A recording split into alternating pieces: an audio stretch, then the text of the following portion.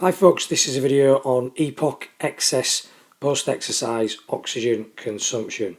Okay, first thing that needs pointing out and just emphasising, this is our recovery phase.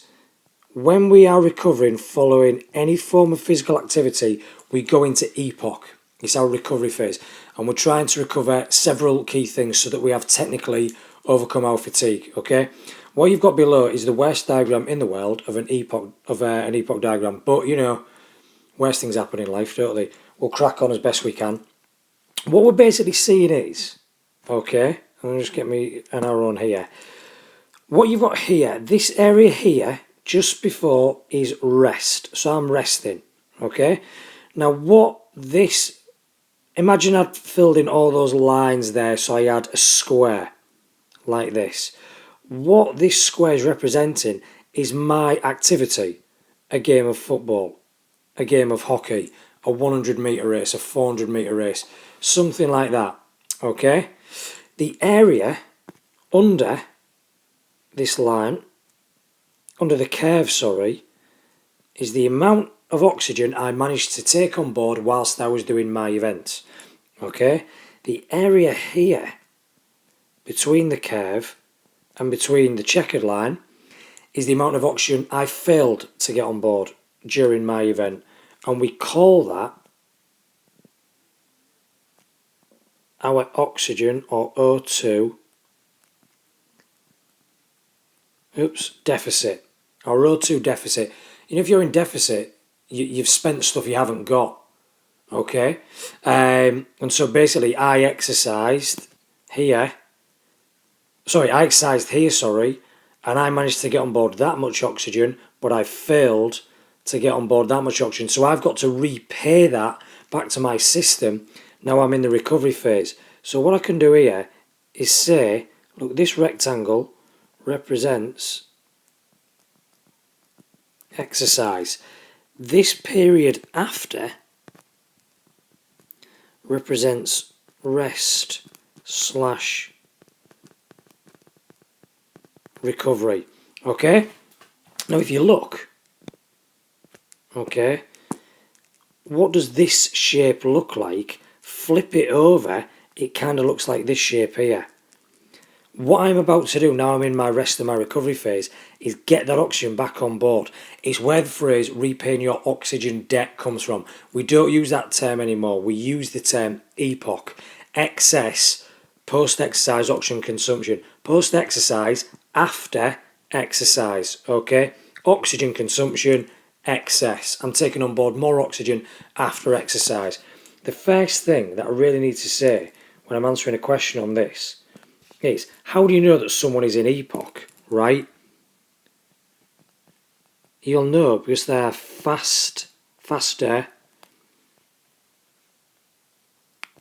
and deeper breathing. Panting, if you want to think of it like that.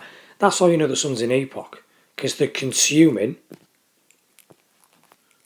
excess oxygen post-exercise, after exercise. Okay, so faster and deep breathing. What else have we got to know? Well, unfortunately, it's not as straightforward as take on oxygen and we're recovered. There are two parts to Epoc. So to re-emphasise here, this is Epoc. I am resting, I am recovering, and I'm consuming elevated levels of oxygen. This area here is how much oxygen I normally consume. Okay, so this area here is the elevated amounts I'm consuming after exercise, right? But Epoc has two parts to it. We have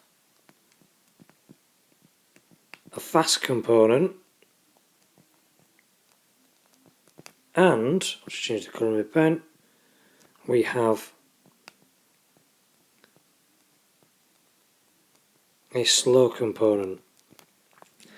Well, it's like Ron Seal, it does exactly what it says on the tin. Okay, the fast component allows you to recover certain systems very quickly, and we're talking your fast component of Epoc being achieved within 3 minutes.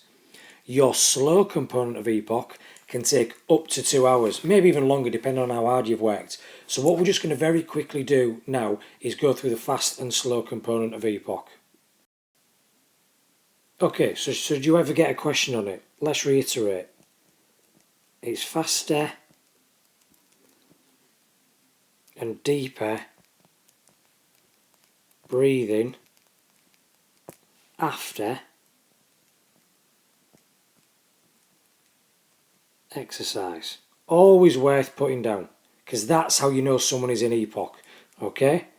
Why is it the fast component of Epoc? Because it's achieved or completed within 2 to 3 minutes. Okay? What else gets you a mark? Well, by saying it's complete in 2 to 3 minutes, you can also get a mark for saying it takes 3 to 4 litres of oxygen to complete this fast component of Epoc. But let's get to the crux of it. What are you doing in this fast component of Epoc? What are these 3 to 4 litres of oxygen? Excess, remember, more oxygen than what you normally take on board. 3 to 4 litres more oxygen than what you would normally breathe in. What are they doing in that 2 to 3 minutes? Well, they're doing two very, very important things. Okay? And in no particular order. Number one,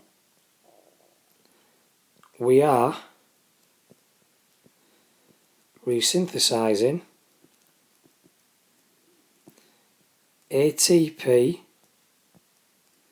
and PC stores. Okay? Think back to when we looked at the energy systems. How long did we say it took the ATP PC system to recover once you'd used it fully? 2 to 3 minutes. That's what this is. This isn't coincidence. What we talked about there was the fast component of Epoc. Once you've used all 8 to 10 seconds worth of PC, it takes 2 to 3 minutes to resynthesize it all. That's this, the fast component of Epoc. Okay? But what else are you using some of that 3 to 4 litres of oxygen for? The second reason, I am replenishing myoglobin levels or stores, whichever you prefer. So remember, myoglobin is your oxygen carrier in the muscle. Okay?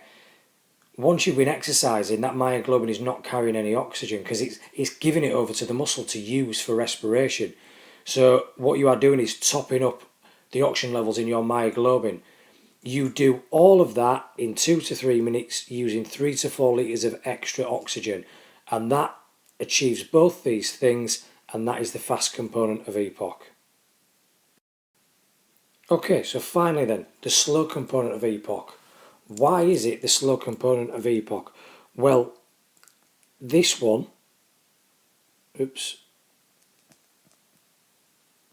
can take 1 to 2 hours to achieve. It can take more. Okay? Why? This is about buffering. Now that's the key term. Buffering lactic acid, i.e. removing it, getting rid of that lactic acid.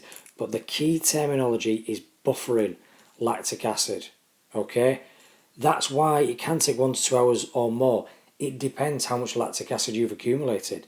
If you've been working your lactic acid system a lot, it might take you upwards of 2 hours. If you've only just briefly been into it, i.e. a 200 metre runner, and you've been in your lactic acid system for 10 seconds, you can rid the lactic acid out of your blood quite quickly. So it's quite a vague term, but 1 to 2 hours is the classic line, or the classic thing that we say about the length of duration of the slow component of Epoc. Okay? Now there's something else you need to know. It's not that just lactic acid magically disappears when it's with this oxygen.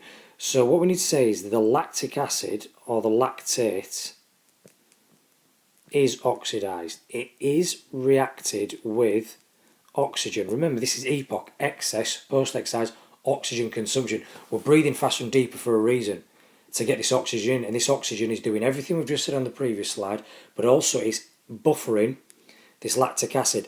Now lactate, when it's reacted with oxygen, turns into 5 things, and you need to know these 5 things. Okay?